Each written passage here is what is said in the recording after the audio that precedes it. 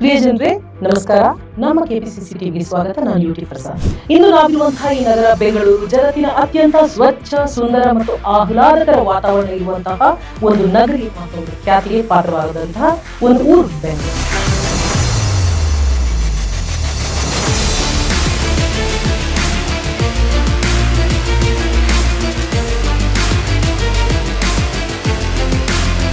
ಈ ಶತಮಾನದ ಹೊಸ್ತಿಲಿಗೆ ಕಾಲಿಡುವ ಹೊತ್ತಿಗೆ ಇಲ್ಲಿ ಇದ್ದಂತಹ ಜನಸಂಖ್ಯೆ ಬರೇ 50 ಲಕ್ಷ.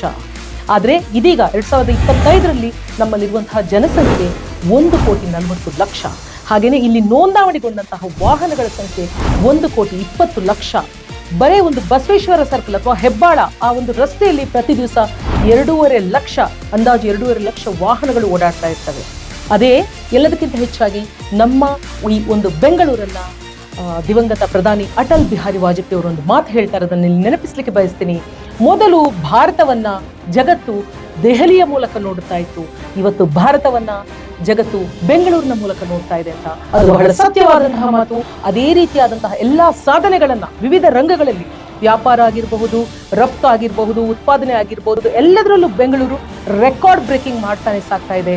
ಇತ್ತೀಚೆಗೆ ಆದಂತಹ ಒಂದು ಗ್ಲೋಬಲ್ ಇನ್ವೆಸ್ಟ್ಮೆಂಟ್ ಮೀಟ್, ಅದಕ್ಕೂ ಕೂಡ ನಮಗೆ ಬಂದಿರುವಂತಹ ಹೂಡಿಕೆ 10,26,000 ಕೋಟಿ ರೂಪಾಯಿಗಳು. ಇಷ್ಟೊಂದು ಜನಸಂಖ್ಯೆ, ಇಷ್ಟೊಂದು ವಾಹನಗಳು, ಇಷ್ಟೊಂದು ಹೂಡಿಕೆ ಜಗತ್ತಿನಿಂದ ಬರ್ತಾ ಇರುವಂತಹ, ಪದೇ ಪದೇ ಬರ್ತಾ ಇರುವಂತಹ ಅನಿಯಂತ್ರಿತವಾದಂತಹ ಉದ್ದಿಮೆದಾರರು, ಇವರೆಲ್ಲರನ್ನು ನಾವು ಮೇಂಟೈನ್ ಮಾಡಬೇಕಾದ್ರೆ ಸಮರ್ಪಕವಾದಂತಹ, ಸಮಗ್ರವಾದಂತಹ, ಸುಸ್ಥಿರವಾದಂತಹ ಒಂದು ರಸ್ತೆ ಸಾರಿಗೆ ಎಲ್ಲಾ ರೀತಿಯಲ್ಲೂ ಬೇಕು. ಎಲ್ಲಾ ರೀತಿಯ ಸಾರಿಗೆನೂ ಬೇಕು. ವಿಶೇಷವಾಗಿ ನಾವು ಇವತ್ತು ರಸ್ತೆ ಸಾರಿಗೆ ಬಗ್ಗೆ ಮಾತಾಡ್ತಾ ಇದ್ದೀವಿ. ಕಾರಣ ನಮ್ಮ ಕಾಂಗ್ರೆಸ್ ಸರ್ಕಾರದ ಬಹಳ ಕನಸಿನ ಪ್ರಾಜೆಕ್ಟ್ ಆದಂತಹ ಸುರಂಗ ಮಾರ್ಗ ಯೋಜನೆಯ ಬಗ್ಗೆ ಈ ಬಿಜೆಪಿಗರು ಬಹಳಷ್ಟು ಟೀಕೆಗಳನ್ನು ಮಾಡ್ತಾ ಇದ್ದಾರೆ. ವಿಶೇಷವಾಗಿ ತೇಜಸ್ವಿ ಸೂರ್ಯ ಇತ್ತೀಚೆಗೆ ನಿನ್ನೆ ಮೊನ್ನೆ ಒಂದು ಮಾತು ಹೇಳಿದ್ರು, ಈ ಯೋಜನೆ ಶ್ರೀಮಂತರಿಂದ ಶ್ರೀಮಂತರಿಗಾಗಿ ಮಾಡುವಂತಹ ಯೋಜನೆ ಅಂತ. ಅದನ್ನು ಕೇಳಿದಾಗಂತೂ ನನಗೆ ಆಶ್ಚರ್ಯ ಆಯಿತು. ಯಾಕಂತ ಹೇಳಿದ್ರೆ ಸದಾ ಬಡವರ ವಿರೋಧಿಯಾಗಿ, ಯಾಕಂದ್ರೆ ಅವರ ಒಂದು ಬಡವರ ವಿರೋಧಿ ಅವ್ರು ಏನಂತ ಹೇಳಿದ್ರೆ, ನಮ್ಮ ಗ್ಯಾರಂಟಿ ಯೋಜನೆಗಳನ್ನ ಜಗತ್ತೇ ಮೆಚ್ಚಿ ಕೊಂಡಾಡ್ತಾ ಇರುವಂತಹ ಒಂದು ಗ್ಯಾರಂಟಿ ಯೋಜನೆಗಳನ್ನ ಇವರ ಸರ್ಕಾರದ ಜನ ಹೇಗೆ ಹೀಯಾಳಿಸ್ತಾರೆ ಅಂತ ಗೊತ್ತು. ಅಂತವರ ಬಾಯಲ್ಲಿ ಬಡವರ ಬಗ್ಗೆ ಪರ ಮಾತುಗಳು ಬರ್ತಾ ಇದೆ. ಇದು ಶ್ರೀಮಂತರಿಗೋಸ್ಕರ ಅಂತ ಹೇಳ್ತಾ ಇದ್ದಾರೆ. ಅವ್ರು ಅದಕ್ಕೆ ಹೇಳ್ತಾ ಇರುವಂತದ್ದೇನು, ಇವರು ಬಹಳಷ್ಟು ಸುಂಕಗಳನ್ನು ತಗೊಳ್ತಾರೆ, ಟೋಲ್ಗಳನ್ನು ತಗೊಳ್ತಾರೆ ಅಂತ.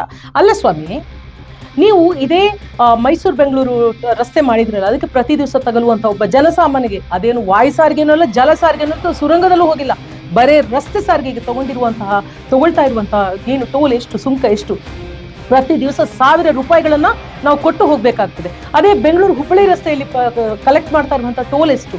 ಸೊ ಇವ್ರಿಗೆ ಅಲ್ಲೆಲ್ಲೂ ಟೋಲ್, ಅಲ್ಲೆಲ್ಲೂ ಜನಸಾಮಾನ್ಯರ ಭವನಗಳು ಅರ್ಥ ಆಗೋದಿಲ್ಲ. ಸುರಂಗ ಮಾರ್ಗ ಯೋಜನೆ ಬರುವಾಗ ಮಾತ್ರ ಇವ್ರಿಗೆ ಬಡವರ ಬಗ್ಗೆ ಹೃದಯ ಮಿಡಿದು ಚೂರಾಗ್ತಾ ಇದೆಯಾ?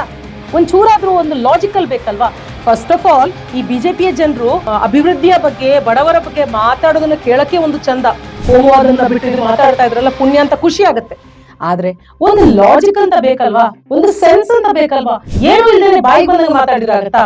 ಅದ್ರ ಮೇಲೆ ಅವ್ರು ಹೇಳ್ತಾರೆ ಪರಿಸರದ ಬಗ್ಗೆ ಕಾಳಜಿ.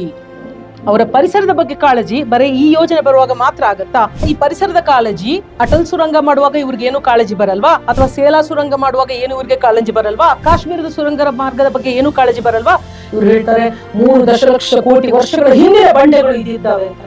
ಮತ್ತೆ ಅಲ್ಲೆಲ್ಲ ಎಷ್ಟು ವರ್ಷದ್ದು, 50 ವರ್ಷದಲ್ಲಿ ಬಂಡೆ ಎಲ್ಲ ಕನ್ಸ್ಟ್ರಕ್ಟ್ ಆಗಿದೆಯಾ? ಅಥವಾ ಕಳೆದ 10 ವರ್ಷದಲ್ಲಿ ಬಿಜೆಪಿ ಸರ್ಕಾರ ಬಂದಾಗ ಭೂಮಿಯಲ್ಲಿ ಬಂಡೆಯನ್ನು ಕನ್ಸ್ಟ್ರಕ್ಟ್ ಮಾಡ್ತಾ? ಹೇಳೋದಕ್ಕೆ ಅವರು ವಿರೋಧಿಸ್ಲಿ ಅಥವಾ ಯಾವುದೇ ಪ್ರಶ್ನೆ ಏನೈತಿ, ಅದಕ್ಕೆ ಒಂದು ಲಾಜಿಕ್ ಇರಬೇಕು, ಜನರ ಬಗ್ಗೆ ಕಾಳಜಿ ಇರಬೇಕು, ಪರಿಸರದ ಬಗ್ಗೆ ನಿಜವಾದ ಕಾಳಜಿ ಇರಬೇಕು ಅಂತ ಜನರಿಗೆ ಫೀಲ್ ಆಗ್ಬೇಕು. ಸುಳ್ಳು ವಾದಗಳನ್ನ, ತರ್ಕಗಳನ್ನ ಹೇಳ್ತಾ ನಮ್ಮ ಬಗ್ಗೆ ವಿರೋಧ ಮಾಡಿದ್ರೆ ಏನನ್ನೋಣ?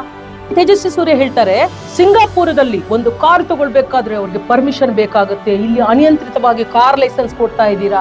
ನನಗನ್ಸುತ್ತೆ ಈ ತೇಜಸ್ವಿ ಸೂರ್ಯ ಯಾವುದೇ ಕಷ್ಟಪಡದೇನೆ ರಾಜಕೀಯದಲ್ಲಿ, ಇದು ಏರ್ ಲ್ಯಾಂಡಿಂಗ್ ಆಗಿರೋದಲ್ವಾ, ಇಷ್ಟು ಸಣ್ಣ ವಯಸ್ಸಿಗೆ ಏನು ಕಷ್ಟ ಸುಖ ಗೊತ್ತಿಲ್ದೇನೆ, ಜನಸಾಮಾನ್ಯರ ಆಕಾಂಕ್ಷೆಗಳು ಕನಸುಗಳ ಬಗ್ಗೆ ಅರಿವಿಲ್ದೇನೆ MP ಆದವರಲ್ವಾ, ಅದಕ್ಕೆ ಇಷ್ಟು ತಾತ್ಸಾರವಾಗಿ ಮಾತಾಡ್ತಾರೆ. ಒಬ್ಬ ಬಡ ಮಧ್ಯಮ ವರ್ಗದ ಇದು ಕನಸು ಕಾರ್ ತಗೊಳ್ಬೇಕು ಅಂತ. ಇವ್ರು ಯಾರ್ರೀ ಅದನ್ನ ಬೇಡ ಅನ್ನೋದಕ್ಕೆ? ಇವ್ರು ಯಾರ್ರೀ ಅದಕ್ಕೆ ಲೈಸೆನ್ಸ್ ಕೊಡಿ ಅಂತ ಹೇಳೋದಕ್ಕೆ? ಮಾತನಾಡ್ಬೇಕಾದ್ರೆ ಒಂದು ಚೂರು ಸೆನ್ಸ್ ಬೇಕು. ಅವ್ರು ಅದೇ ಹೇಳೋದು, ನಾನು ಏನು ಕಷ್ಟಪಡದೇನೆ ಇಷ್ಟೆಲ್ಲ ದೇವ್ರು ಕೊಟ್ಟಾಗ ಈ ರೀತಿಯಾದಂತಹ ಅಹಂಕಾರದ ಮಾತುಗಳು ಇವ್ರ ಬಾಯಿಂದ ಬರೋದ್ರಲ್ಲಿ ತಪ್ಪೇನಿಲ್ಲ. ಇದೇ ಬಿಜೆಪಿ ಅವರು ಆಡಳಿತ ಮಾಡ್ತಾ ಇದ್ರಲ್ಲ, ಸದಾನಂದ ಗೌಡ್ರ ಆಗಿರ್ಬಹುದು, ಶೆಟ್ಟರ್ ಆಗಿರ್ಬಹುದು, ಯಡಿಯೂರಪ್ಪ ಅವರಾಗಿರ್ಬಹುದು, ಬೊಮ್ಮಾಯಿ ಅವರಾಗಿರ್ಬಹುದು, ಇವರು ಇದ್ದಾಗ ಮಾಡಿದಂತಹ ಕೆಲಸ ಏನು ನಮ್ಮ ಬೆಂಗಳೂರಿನ ಅಭಿವೃದ್ಧಿಗೆ? ಇದೇ ಹೈಕೋರ್ಟ್ ಕರೆದು ಛೀಮಾರಿ ಹಾಕಿತ್ತು.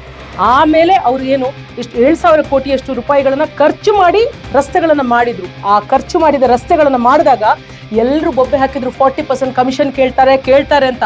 ನಾವು ಹೌದೇನೋ ಅಂತ ಅಂದ್ಕೊಳ್ತಾ ಇದ್ವಿ. ಅಂದ್ರೆ 40% ತಗೊಳ್ಳಿಕ್ಕೆ ಸಾಧ್ಯ ಇದೆಯಾ ಅಂತ ಜನಸಾಮಾನ್ಯರು ಅಂದ್ಕೊಳ್ತಾ ಇದ್ರು.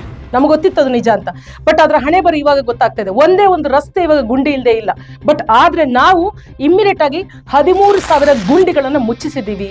ವೈಟ್ ಟಾಪಿಂಗ್ ಏನ್ ನಡೀತಾ ಇದೆ ಅಂದ್ರೆ ಮುಂದಿನ 30 ವರ್ಷಗಳವರೆಗೆ ಸುಭದ್ರವಾದಂತಹ ರಸ್ತೆಗಳು ನೀಡುವಂತಹ ಒಂದು ಯೋಜನೆ, ವೈಟ್ ಟಾಪಿಂಗ್ ರಸ್ತೆಗಳ ಯೋಜನೆ, ಅದನ್ನು ನಾವು ಮಾಡ್ತಾ ಇದ್ದೀವಿ. 1,100 ಕೋಟಿ ರೂಪಾಯಿಗಳಷ್ಟು ವಾರ್ಡ್ ರಸ್ತೆಗಳ ಒಂದು ಅಭಿವೃದ್ಧಿಗೆ ನಾವು ಬಳಸ್ತಾ ಇದ್ದೀವಿ. ಇದೆಲ್ಲವನ್ನು ನಾವು ಮಾಡ್ತಾ ಇದ್ದೀವಿ. ಮೊದಲೆಲ್ಲ ರಾಜಕಾಲುವೆಗಳು ಉಕ್ಕಿ ಹರಿತಾ ಇದ್ವು ಮಳೆ ಬಂದಾಗ, ನೀವು ನೋಡಿರ್ಬೋದು ಕಳೆದ ಕೆಲವು ವರ್ಷಗಳ ಹಿಂದೆ. ಈ ಸಲ ಯಾರಿಗಾದ್ರೂ ಅದ ಅನುಭವ ಆದ್ರೂ ಆಯ್ತಾ? ಇಷ್ಟೊಂದು ದಿನಗಳಲ್ಲಿ ಸತತ ಮಳೆ ಸುರಿತಾ ಇತ್ತು, ಯಾರಿಗಾದ್ರೂ ಗೊತ್ತಾಯ್ತಾ? ಯಾಕೆಂದ್ರೆ ಅದನ್ನ ಅಷ್ಟು ಸುಂದರವಾಗಿ ಮತ್ತು ಅಷ್ಟು ಶಾಶ್ವತ ಯೋಜನೆಯ ತರಹ ಅದರ ಹೂಳುಗಳನ್ನು ತೆಗೆಸಿ ಬೆಂಗಳೂರನ್ನು ಅತ್ಯಂತ ಸಮರ್ಪಕವಾಗಿ ನಾವು ಅಭಿವೃದ್ಧಿ ಪಡಿಸ್ತಾ ಇದ್ದೀವಿ. ಇವರು ಇವಾಗ ಹೇಳ್ತಾ ಇದ್ದಾರಲ್ಲ ಮೆಟ್ರೋ ಬಳಸಿ ಅಂತ. ಮೆಟ್ರೋ ಬಳಸಿ, ಹೌದು, ನಾವು ಮೆಟ್ರೋದ ಬಹಳ ದೊಡ್ಡ ಅಭಿಮಾನಿ. ವೈಯಕ್ತಿಕವಾಗಿ ನಾನು ಕೂಡ ಮೆಟ್ರೋದ ಬಹಳ ದೊಡ್ಡ ಅಭಿಮಾನಿ. ಇದೇ ಮೆಟ್ರೋ ಮಾಡುವಾಗ ಇದೇ ರೀತಿಯ ಖ್ಯಾತೆ ತೆಗಿತಾ ಇದ್ರು ಇವರೆಲ್ಲ.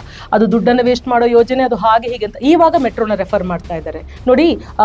ಮೆಟ್ರೋನ ಇವ್ರು ಏನ್ ರೆಫರ್ ಮಾಡ್ತಾ ಇದ್ರ ಅದೇ ಮೆಟ್ರೋನ ಯೋಜನೆಯನ್ನ ಇಲ್ಲಿಗೆ ತಂದವರು ನಮ್ಮ ಪಕ್ಷದ ಅಧ್ಯಕ್ಷರಾದಂತಹ DK ಶಿವಕುಮಾರ್ ಅವರು ನಗರಾಭಿವೃದ್ಧಿ ಸಚಿವರಾಗಿದ್ದಾಗ ತಂದಂತಹ ಯೋಜನೆ. ಆ ಮೆಟ್ರೋ ಇವತ್ತು ಬೆಂಗಳೂರಿನ ಟ್ರಾಫಿಕ್ ಅನ್ನ ಸಾಧ್ಯವಾದಷ್ಟು ತನ್ನ ಒಡಲಲ್ಲಿ ಹೊತ್ಕೊಂಡು ಸಾಕ್ತಾ ಇದೆ.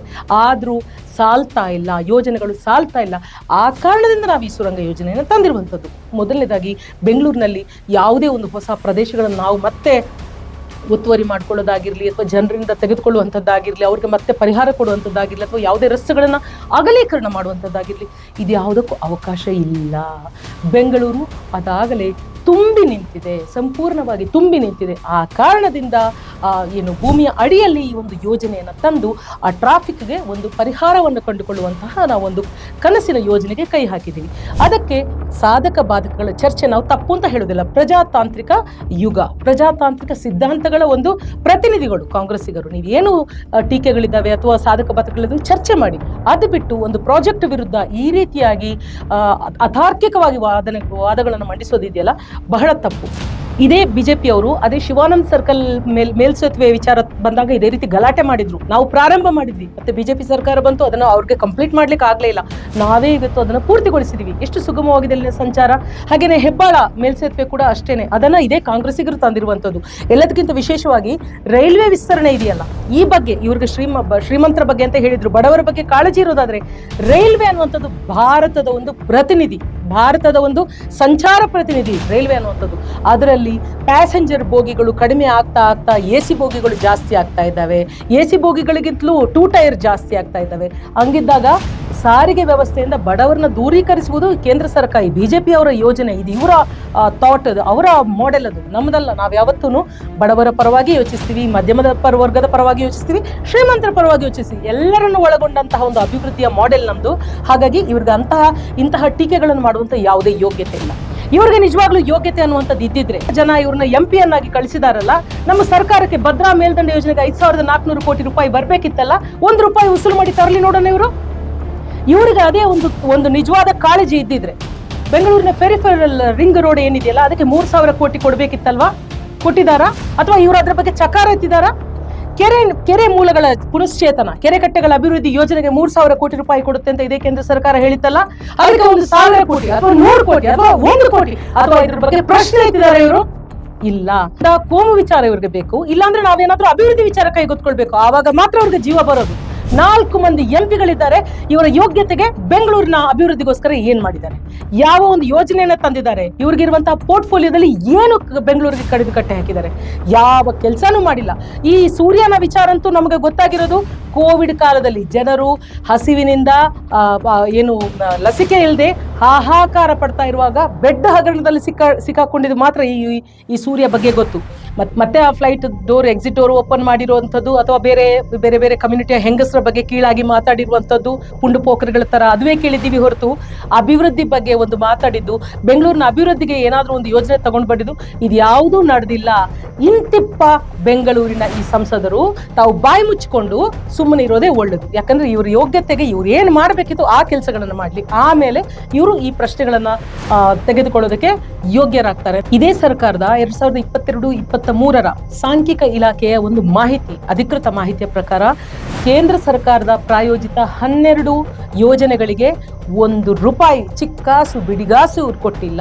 ಅದು ವಿಶೇಷವಾಗಿ ಯಾವುದೆಲ್ಲ ನೋಡಿ, ಮಹಿಳಾ ಮತ್ತು ಮಕ್ಕಳ ಕಲ್ಯಾಣ ಇಲಾಖೆ, ಪ್ರೌಢಶಿಕ್ಷಣ ಇಲಾಖೆ, ಕಂದಾಯ ಇಲಾಖೆ, ನಗರಾಭಿವೃದ್ಧಿ ಇಲಾಖೆ, ವಸತಿ ಇಲಾಖೆ, ಕೃಷಿ ಇಲಾಖೆ, ಹಿಂದುಳಿದ ವರ್ಗಗಳ ಕಲ್ಯಾಣ ಇಲಾಖೆ, ಸಮಾಜ ಕಲ್ಯಾಣ ಇಲಾಖೆ, ಜಲಸಂಪನ್ಮೂಲ ಇಲಾಖೆ, ಅರಣ್ಯ ಇಲಾಖೆ, ರೇಷ್ಮೆ ಇಲಾಖೆ, ಈ ಇಲಾಖೆಗಳಲ್ಲಿ ಅವರ ಏನು ಯೋಜನೆಗಳಿದ್ದಾವೆ ಅದಕ್ಕೆ ₹1 ಕೊಟ್ಟಿಲ್ಲ. ಇದೆಲ್ಲ ಬಡವರಿಗೆ, ವಿಶೇಷವಾಗಿ ಯೋಜನೆಗಳ ಇಲಾಖೆ ಹೆಸರು ಕೇಳಿದ್ರೆ ಗೊತ್ತಾಗುತ್ತೆ, ಇದೆಲ್ಲ ಬಡವರಿಗೆ ಕೊಡುವಂತಹ ಯೋಜನೆಗಳಲ್ವಾ, ಇದಕ್ಕೆ ₹1 ಕೊಟ್ಟಿಲ್ಲಲ್ಲ, ಯಾಕೆ ಕೊಟ್ಟಿಲ್ಲ ಸ್ವಾಮಿ ಅಂತ ಕೇಳುವಂತಹ ಯೋಗ್ಯತೆ ಈ ತೇಜಸ್ವಿ ಸೂರ್ಯನಿಗಿದೆಯಾ? ನಮ್ಮ ಮುಖ್ಯಮಂತ್ರಿಗಳಾದ ಶ್ರೀ ಸಿದ್ದರಾಮಯ್ಯರವರು ಮತ್ತು ನಮ್ಮ ಪಕ್ಷದ ಅಧ್ಯಕ್ಷರಾದ ಶ್ರೀ DK ಶಿವಕುಮಾರ್ ಅವರು ಇವರಿಬ್ಬರು ಸೇರಿ ಕರ್ನಾಟಕಕ್ಕೆ, ವಿಶೇಷವಾಗಿ ಬೆಂಗಳೂರಿನ ಅಭಿವೃದ್ಧಿಗೆ ಬೇಕಾದಂತಹ, ಅಂದ್ರೆ ಪ್ರಸಕ್ತ ಸಮಯದಲ್ಲಿ ಹೇಳ್ತಾ ಇದ್ದೀನಿ, ಈ ಸಂದರ್ಭದಲ್ಲಿ ಬೆಂಗಳೂರಿನ ಅಭಿವೃದ್ಧಿಗೆ ಬೇಕಾದಂತಹ ಯಾವ ವಿಚಾರದಲ್ಲಿ ಇವರು ರಾಜ್ಯವನ್ನು ಮಾಡಿಕೊಳ್ಳೋದಿಲ್ಲ. ತಾವು ನಂಬಿದ ಮತ್ತು ತಮಗೆ ಸಮರ್ಪಕವೆಂದು ತೋರಿದ ಯಾವುದೇ ಯೋಜನೆಗಳನ್ನ 100% ಇವರು ಅನುಷ್ಠಾನ ಮಾಡಿಯೇ ಮಾಡ್ತಾರೆ. ಇದನ್ನ ತಪ್ಪಿಸ್ಲಿಕ್ಕೆ ಈ ಬಿಜೆಪಿಯ ಕುತಂತ್ರಗಳಿಗೆ ಸಾಧ್ಯ ಇಲ್ಲ. ನೋಡಿ, ಇವರೆಲ್ಲ ಏನೇ ಬಾಯಿಗೆ ಬಂದಂಗೆ ಮಾತಾಡ್ಲಿ ಅಥವಾ ಟೀಕಾ ಪ್ರಹಾರಗಳನ್ನು ನಡೆಸಲಿ, ಅದರಲ್ಲಿ ತರ್ಕ ಇದ್ರೆ ತಗೊಳ್ತೀವಿ ಅಂತ ನಮ್ಮ ಅಧ್ಯಕ್ಷರಾದಂತಹ DK ಶಿವಕುಮಾರ್ ಅವರು ಹೇಳಿದ್ದಾರೆ. ಅವರ ಬಹಳ ಒಂದು ಬೃಹತ್ ಕನಸು ಇದು. 1,00,000 ಕೋಟಿ ರೂಪಾಯಿಗಳನ್ನ ಬೆಂಗಳೂರಿನ ಅಭಿವೃದ್ಧಿಗೆ ನಾವು ಮೀಸಲಿಡ್ತೀವಿ, ಬಳಸ್ತೀವಿ, ಇದನ್ನ ಒಂದು ಜಗತ್ತಿನ ಅತ್ಯುನ್ನತ ನಗರವಾಗಿ ಕಟ್ತೀವಿ ಅನ್ನುವಂಥದ್ದು DK ಶಿವಕುಮಾರ್ ಅವರ ಒಂದು ಕನಸು. ಅದನ್ನ ಸಾಧಿಸ್ಲಿಕ್ಕೆ ಏನೆಲ್ಲ ಬೇಕು ಅವರು ಅದನ್ನ ಮಾಡೇ ಮಾಡ್ತಾರೆ. ಅಷ್ಟು ಶಕ್ತಿ, ಅಷ್ಟು ಕಸುವು, ಅಷ್ಟು ಧೈರ್ಯ ಎಲ್ಲವೂ ನಮ್ಮ DK ಶಿವಕುಮಾರ್ ಅವರಿಗಿದೆ. ಖಂಡಿತ ಇದನ್ನು ಮಾಡೇ ಮಾಡ್ತಾರೆ. ಬೆಂಗಳೂರಿನ ಅಭಿವೃದ್ಧಿಗೋಸ್ಕರ ಬರೀ ರಸ್ತೆಗಳ ವಿಚಾರ ಮಾತ್ರ ಅಲ್ಲ, ಕುಡಿಯುವ ನೀರಿನ ವಿಚಾರದಲ್ಲೂ ಕೂಡ ಕಾವೇರಿ 5ನೇ ಹಂತದಲ್ಲಿ 50 ಲಕ್ಷ ಮನೆಗಳಿಗೆ ಕುಡಿಯುವ ನೀರಿನ ಒಂದು ಸಮರ್ಪಕವಾದಂತಹ ಒಂದು ವ್ಯವಸ್ಥೆಯನ್ನ ಇದೇ ನಮ್ಮ ಅಧ್ಯಕ್ಷರಾದಂತಹ DK ಶಿವಕುಮಾರ್ ಅವರು ಮಾಡಿಕೊಟ್ಟಿದ್ದಾರೆ. ಹಾಗೆಯೇ ಕಸದ ಸಮಸ್ಯೆ ನಿವಾರಣೆಗೂ ಕೂಡ ಬಹಳಷ್ಟು ಪ್ರಗತಿಯ ಯೋಜನೆಗಳನ್ನು ಕೂಡ ಮಾಡ್ತಾ ಇದ್ದಾರೆ. ಇಲ್ಲಿ ನಮ್ಮನ್ನ ಪ್ರಗತಿಯತ್ತ ಕಟ್ಟಿ ಹಾಕುವ ಕೈಗಳು ಇಲ್ಲ. ಇದು ಶಕ್ತಿಯ ಕೈ, ಇದು ಬಡವರನ್ನ ಪೊರೆಯುವ ಕೈ, ಇದು ಈ ದೇಶದ, ಈ ರಾಜ್ಯದ, ಈ ರಾಜಧಾನಿಯ ಅಭಿವೃದ್ಧಿಗಾಗಿ ಸಂಕಲ್ಪಗೊಂಡ ಕೈ. ಈ ಕೈಯನ್ನ ಯಾವತ್ತೂ ರಾಜ್ಯದ ಜನರು ಬಿಡೋದಿಲ್ಲ. ಜೈ ಹಿಂದ್.